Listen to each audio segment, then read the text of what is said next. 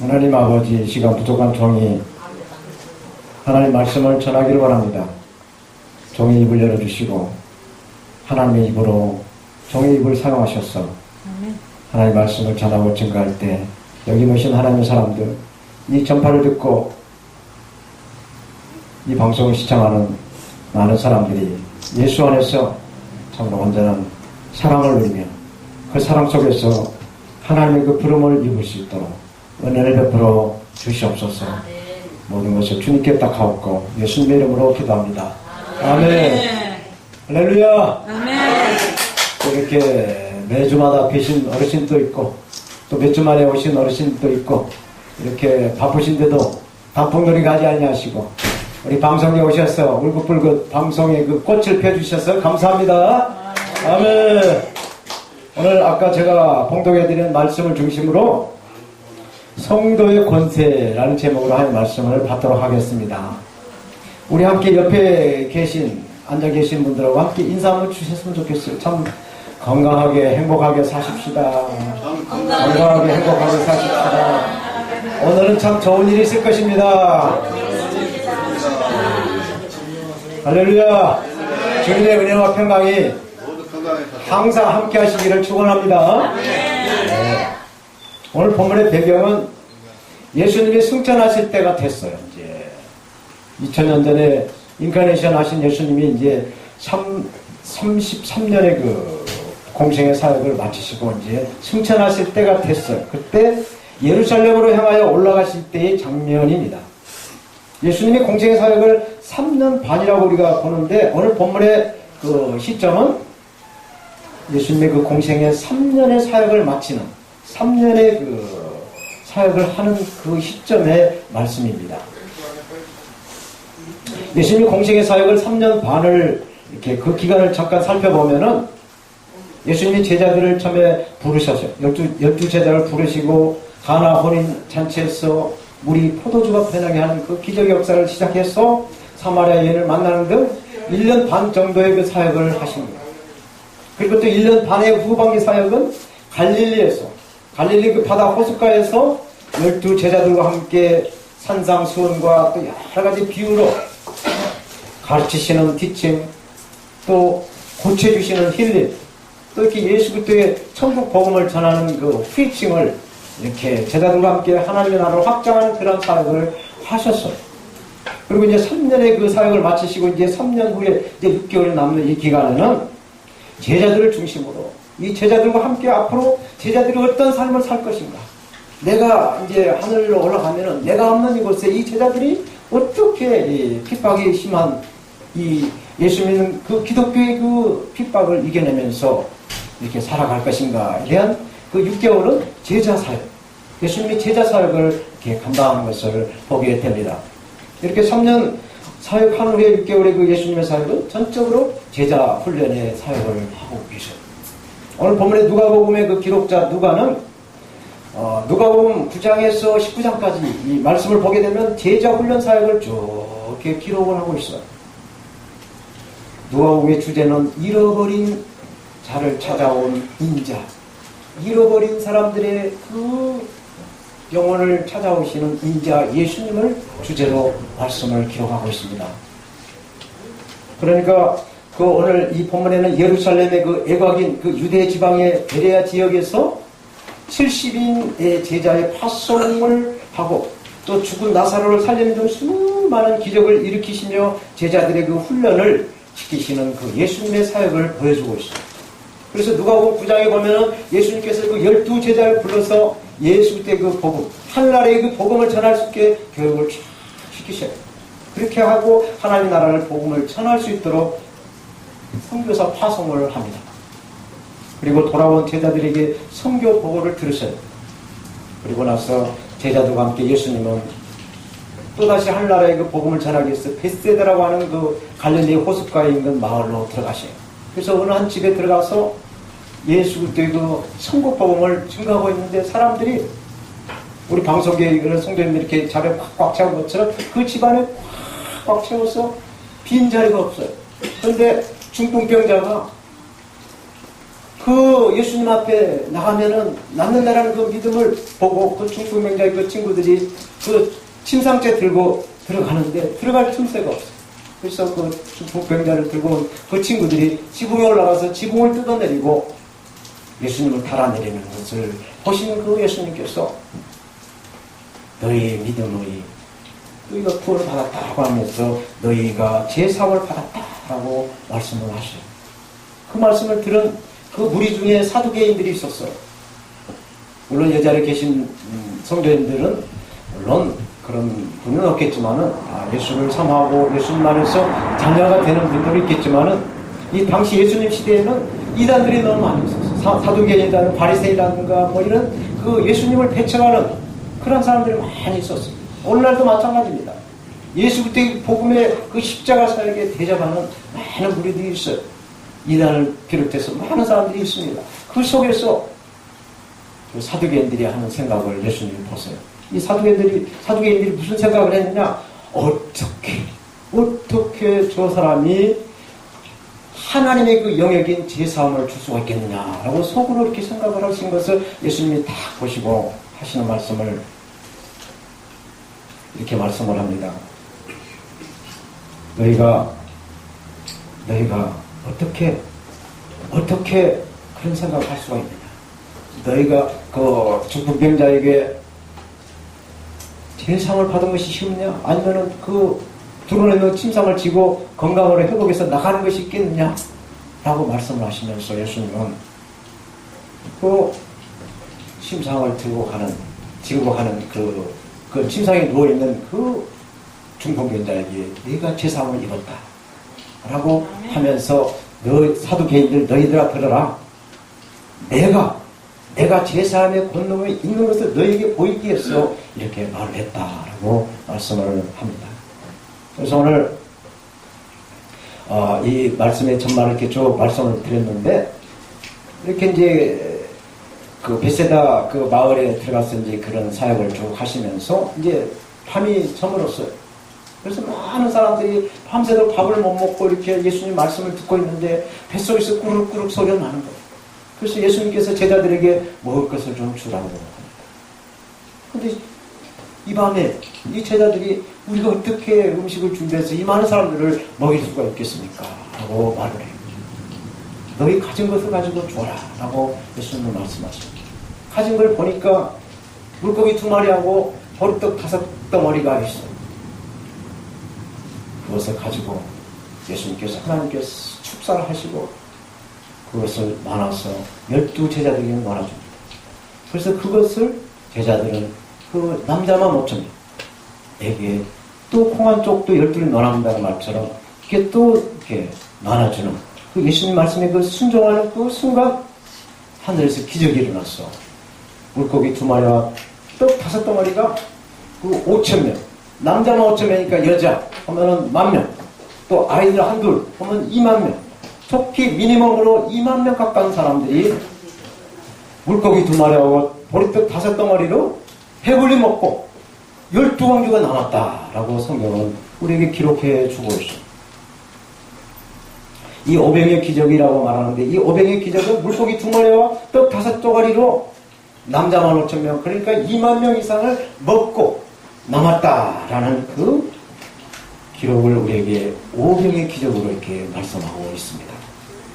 이렇게 예수님은 사역을 계속 하시면서 승천하실 때 이 하나님의 때 카이로스가 다가오자 예수님은 예루살렘을 향해서 올라가십니다.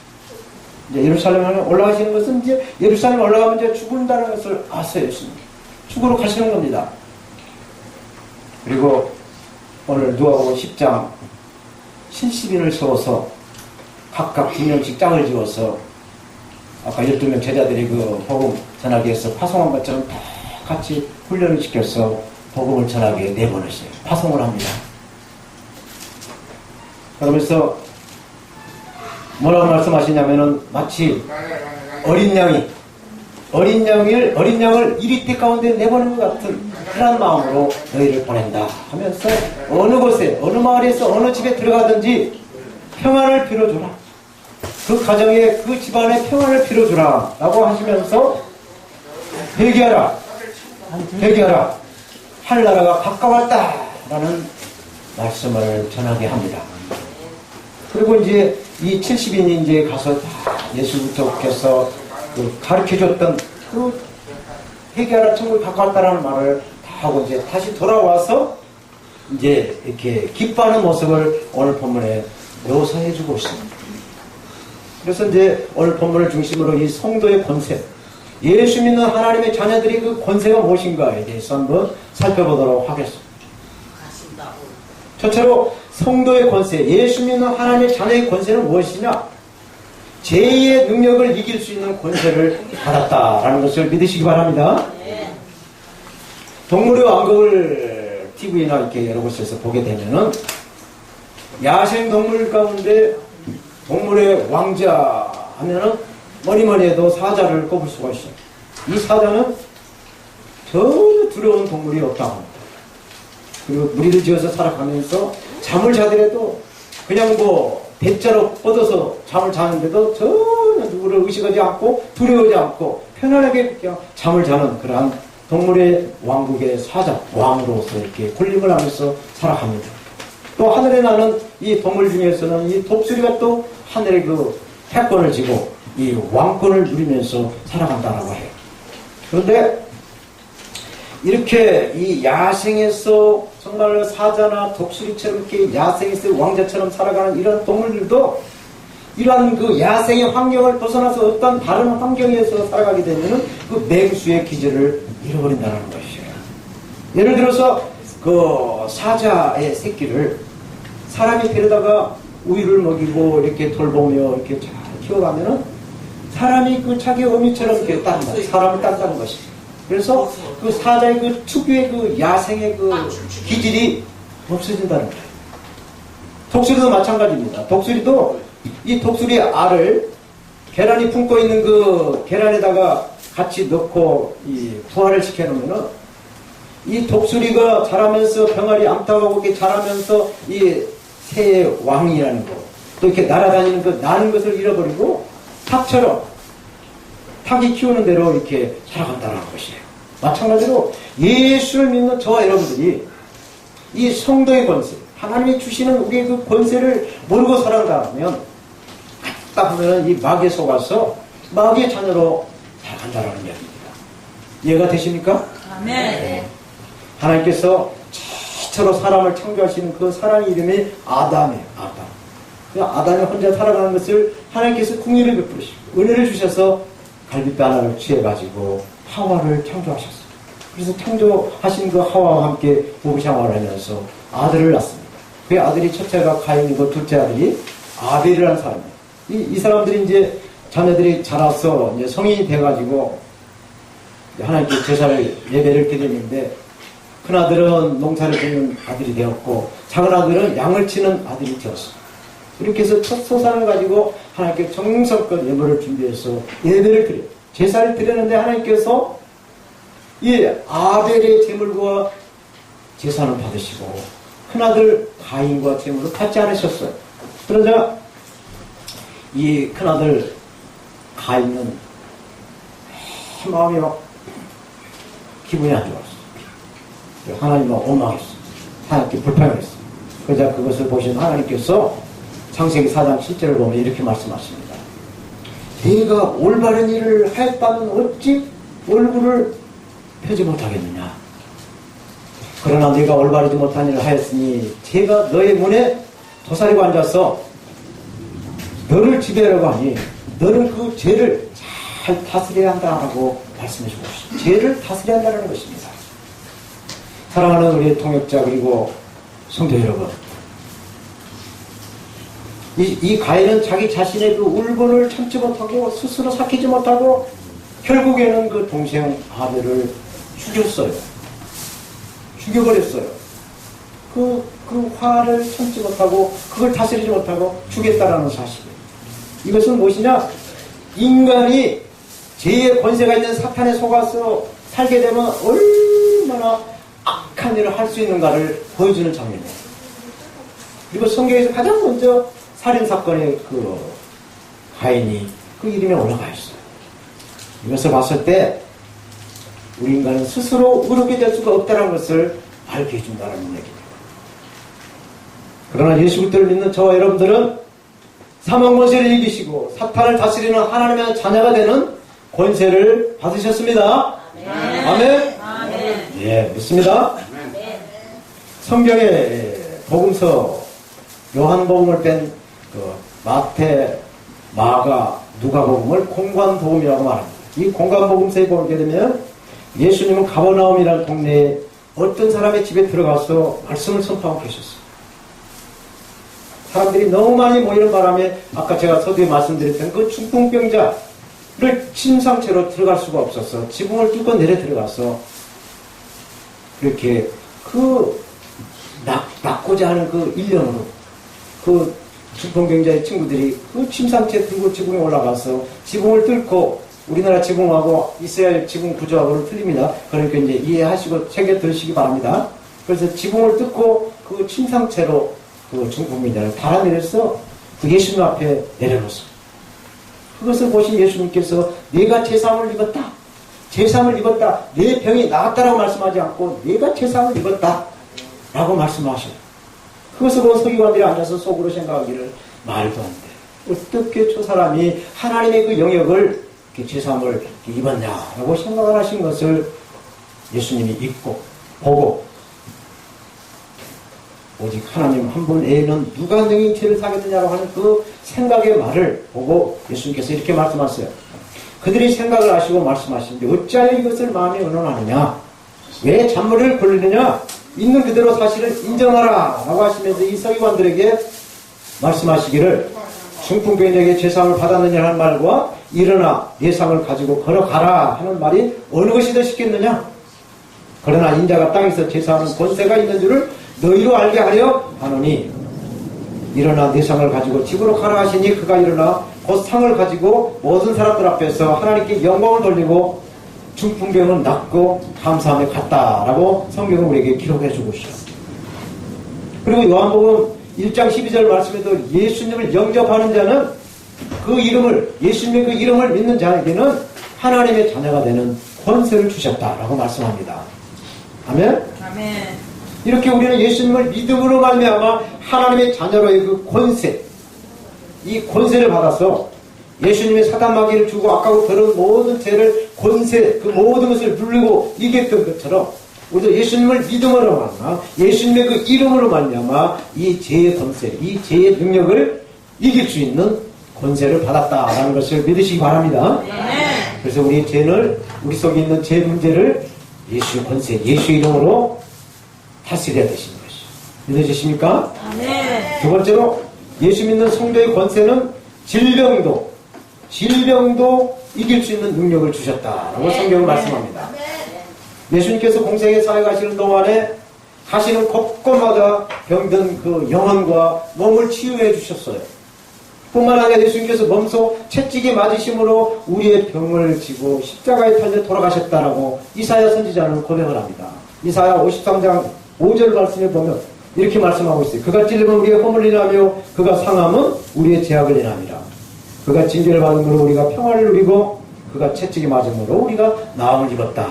라고 이사야 선지자가 예수님 오시기 700년 전에 이렇게 하나님께 그 영광을 받아서 기록한 말씀이에요.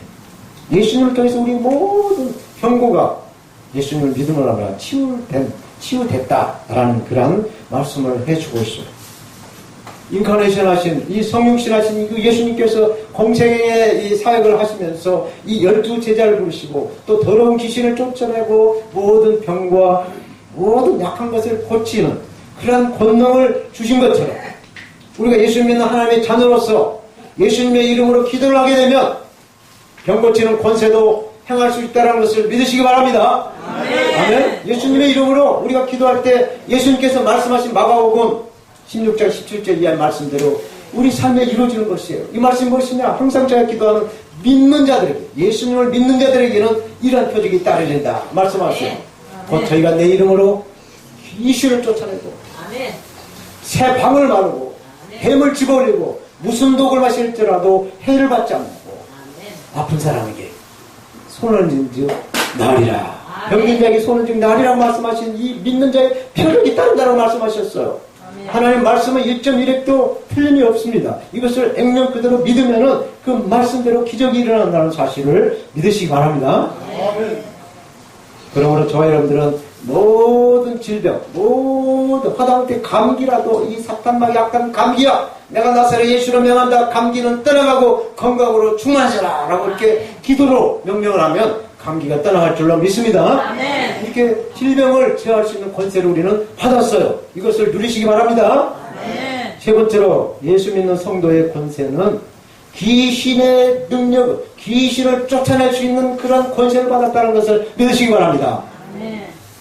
제가 이 설교를 준비하면서 개역 한글역을 이 귀신을 딱 쳐봤어요. 몇 번을 말씀하나 봤더니 100번을 말씀하시더라고요.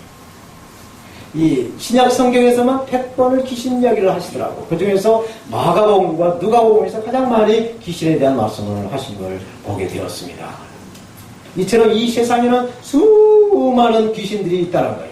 더러운 귀신은 사람의 마음속에 음란과 추악한 것을, 이렇게 더러운 생각을 넣어준다는 거예요. 그리고 악한 귀신은 우리에게 그 악한 그것을 행하게 해서 가정과 또 사회와 또 교회와 이 뭐 나라와 민족 간의 그 모든 것을 분리를 시키고 부부 간에 이 화합해서 몸이 둘이 하나가 되는 것을 분리를 시켜. 그래서 깨지게 만드는 그러한 그 악한 귀신의 일을 이렇게 해나간다는 것입니다. 이간질이라는 것이 바로 악한 귀신이라는 얘기입니다. 그리고 점을 치는 이 귀신은 암만을 두려워하는 사람들에게 미혹을 했어. 미혹을 해서 그 영혼을 얽어맨다는 거예요. 그리고 거짓말하는 귀신, 이 기망하는 귀신은 온갖 이단 사설을 동원해가지고 사람을 속여서 불신을 조장해서 그 영혼이 하나님께 올라가지 못하고 지옥으로 떨어지게 하는 그런 일을 한다는 것입니다. 여기서 이단 사설, 아까 말씀드린 이단 사설에 대해서 잠깐 설명드리면 이렇습니다. 이단 사설이라는 것은 처음에는 예수 이야기, 하나님의 이야기를 이렇게 쭉 이렇게 증거하다가 예수님의 말씀을 잘 증거하다가 이 종말의 끝부분에 와서는 예수님의 들어갈 자리에 사람을 시켰어요. 예수님으로 시작해서 예수님으로 끝나야 될 그것을 하나님의 예수님으로 시작했다가 끝에는 사람의 이야기로 이렇게 왜곡하는 것을 이단 사설이다. 뭐 신천지도 이단이지만 하나님의 말씀을 전하는 사역자들이 하나님의 말씀으로 시작해서 하나님의 말씀을 예수로 끝내야 되는 것이 맞는데 하나님의 말씀인 예수를 잘 증거하다가 마지막에 와서 사람으로 사람 이야기로 끝나게 되면 이것이 이단 사설이 된다라는 것을 유념해 주시기를 바랍니다. 그렇다면 귀신의 정체가 무엇일까요? 제가 이 설교를 준비하면서 귀신의 정체를 좀 찾아봤어요. 찾아봤더니 이 귀신의 정체는 구원받지 못하고 죽은 사람들에게 그 영혼 가운데 음모로 가지 못하고 이 땅에 버려진 그러한 경우에 귀신이 역사를 한다는 것입니다. 그래서 이 귀신들은 사람의 마음을 그 자신의 그 안식처로 삼고자 방황하고 있는 그 영혼들에게 이 귀신이 침투를 합니다. 자꾸 이렇게 우리가 여름에 이렇게 밖에 나가 있으면 모기가 계속 우리에게 달라들어서 피를 빨아먹는 것처럼 이 귀신이 이 영혼의 갈등이 심하고 이렇게 막 안절부절 못하고 중심이 없는 사람들을 향해서 귀신이 침투해간다는 사실이에요. 그래서 이 귀신은 한번 들어가게 되면 나가지 않고 거기서 그냥 여기가 내 집이야 하고 이렇게 아르목에서 팔 뻗고 누워있는 것처럼 이렇게 계속 거머리와 같이 그 영혼에 붙어서 끝까지 지옥으로 끌고 가는 그런 일을 하는 일이 바로 귀신의 일이다라는 것이었습니다. 이처럼 귀신이 사람에게 들어가는 경우에는 크게 세 부분으로 나눌 수가 있다고 합니다. 그래서 첫째는 자신의 그 악함이나 교만함으로 인해서 어느 한계에 지나치게 되면 어느 도를 벗어나게 되면 그 악이 정도에 지나칠 경우에 귀신이 들어간다라고 말해주고 있습니다. 또 하나는 조상이나 부모가 우상과 같은 이 귀신을 정말로 지성껏 섬기게 되면은 그 귀신이 자녀에게 그냥 이렇게 유전돼서 그 귀신이 들어온다는 것입니다. 그리고 마지막으로 성결하려고 노력은 하지 않고 거룩하려고 노력은 하지 않고 교만에 빠져서 자기를 자랑하고 자기가 어떻게 은사나 받고 능력을 받아서 자기의 그 능력을 드러내기 위한 이러한 일을 할 때 귀신이 들어가서 귀신의 역할에 사용을 한다는 거예요. 이러한 과정을 거쳐서 귀신이 사람에게 들어가게 되면은 직접 사람의 마음을 귀신이 조종합니다. 내 생각대로 되지 않고 귀신이 리모컨 조종하듯이 이렇게 조종해 나간다는 것이죠. 그래서 귀신 들린 사람은 자신의 의지와는 전혀 상관없이 귀신이 움직이는 대로, 행동하는 대로 이렇게 꼭두각시 노름을 한다라는 것이죠. 그래서 사도 바울은 로마서 12장 2절에 분별하라고 말씀했어요. 분별. 너희는 이 시대를 본받지 말고 하나님의 선하시고 기뻐하시고 그 온전한 뜻이 무엇인지 분별해라. 분별을 해서 선인지 악인지 아까 오전에 우리 김성수 목사 말씀하셨죠. 하나님의 자녀가 되 악의 자녀가 되는 이 분별을 해서 그 길로 가라고 로마서 사도 바울은 로마서를 통해서 말씀해 주고 있어요. 그러므로 저와 사랑하는 우리 성도 여러분들께서는 이 악한 영의 세계에 이렇게 이것을 밝히 알아가기 위해서는 분별할 줄 알아야 돼요. 이것을 알기 위해서는 항상 깨어서 근신하는 하나님의 그 전신갑주 이것을 입고 성령을 구하고 찾아서 정말로 하나님의 그 복된 성도의 길로 이렇게 단풍이 좀 이렇게 지고 있고 막 피어 있는 곳에 가지 않고 이렇게 방송교회 찾아와서 하나님의 그 말씀을 듣고 찬양을 듣고 예배하는 이런 곳을 찾아오는 것이 바로 영적으로 분별력이 있는 하나님의 자녀의 그 권세를 누릴 수 있는 길이다라는 것을 믿으시기 바랍니다. 마지막으로 이 예수 믿는 성도의 권세는 저주와 사망의 능력, 이 사망의 권세를 이길 수 있다라는 것입니다. 저주와 사망의 권세를 이길 수 있는 능력을 예수님을 믿음으로 만나 우리는 가졌다라는 것을 믿으시기 바랍니다. 오늘날 문명이 발달했어요. 너무나 많은 문명이 발달되어 있습니다. 그래서 컴퓨터나 로봇이나 너무너무나 많이 발달되어 있어요. 우리가 지난해 봤을 때 이 알파고라고 하는 이 로봇과 바둑에 우리나라 최고로 잘 드는 이 바둑의 기사와 함께 게임을 했는데 이 사람이 만든 이 로봇과 이 바둑의 대 기사를 이겨버렸지 않습니까? 이 사람이 만든 컴퓨터가 사람을 이겨버리는 이 시대에 우리는 살고 있다는 이야기예요. 이거 마찬가지로 이렇게 저주의 그 어두운 그림자들은 우리를 이렇게 감싸고 있다는 사실이에요. 자업자득 들어서 춤뱉으면 그 춤이 어디로 갑니까? 사람이 만드는 이 도구를 통해서 사람이 거기에 휘말린다는 사실이에요. 우리가 하는 핸드폰 자체도 이게 사단의 도구로 사용된다는 것을 분별해야 된다는 이야기죠. 그래서 우리는 주님이 주신 예수님께서 십자가에서 우리의 저주를 담당하시고 참된 부여를 누리시도록 하나님께서 예수님을 통해서 은혜를 베풀어 주셨다라는 것을 믿으시기 바랍니다. 그래 우리는 사나 죽으나 예수님만 믿고 예수님만 의지하고 예수님만 따라가면은 이런 저주에서 벗어나는 자유한 삶을 살 수가 있습니다. 그러므로 저와 여러분들은 예수님의 권세를 받았다라는 것을 믿으시기 바랍니다. 이 예수님의 이름이 권세예요. 예수님의 이름. 예수라고 하는 예수라는 그 이름이 우리가 알지 못한 놀라운 능력이 있어요. 하늘의 권세가 있어요. 그래서 우리는 예수님을 믿는 하나님의 자녀로서 놀라운 저주와 이 악하고 더러운 이 사망의 권세를 이길 수가 있다는 것을 믿으시기 바랍니다. 이 하나님께서 우리에게 이 사망의 능력을 제어할 수 있는 권세를 주셨어요. 이것은 무엇이냐? 우리 사람들이 가장 두려운 것이 무엇이냐? 죽음이에요. 죽음. 그래서 이 땅에 모든 존재하는 종교에서 이 죽음의 문제를 해결해 보려고 무장한 노력을 했어요. 그러나 모든 종교는 이 죽음의 문제를 해결하지 못했어요. 그러나 우리가 믿는 이 예수 그리스도는 우리의 질고를 짊어지시고 십자가에 달려 죽으시고 3일 만에 이 죽음의 권세를 물리쳤어요. 부활하셨어요. 그래서 우리는 예수님을 믿음으로 말미암아 살아도 영원히 살고 죽어도 영원히 산다라는 그 말씀을 우리가 믿는 것이에요. 우리가 예수님을 믿음으로 이 사망의 권세를 초월했다라는 것을 믿으시기 바랍니다.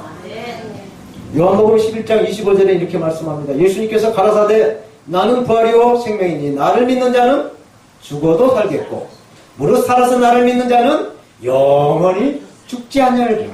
이것을 내가 믿느냐? 이것을 내가 믿느냐라고 묻고 계세요. 무슨 얘기입니까? 이 사망 권세를 이기려면은 예수님을 믿어라. 예수 그리스도를 믿어라. 예수님을 믿어야 영원한 생명을 누릴 수가 있다라는 말씀입니다. 그래서 예수님께서 너희가 이것을 믿느냐? 라고 이것을 믿느냐? 이것이 바로 예수, 나를 너희가 믿느냐? 라고 묻고 계세요. 오늘 저와 여러분들에게 이렇게 너희가 예수를 믿고 있느냐라고 묻는다는 것을 봤을 때, 예, 아멘, 예수님을 믿습니다. 라고 대답하시기를 바랍니다. 아멘.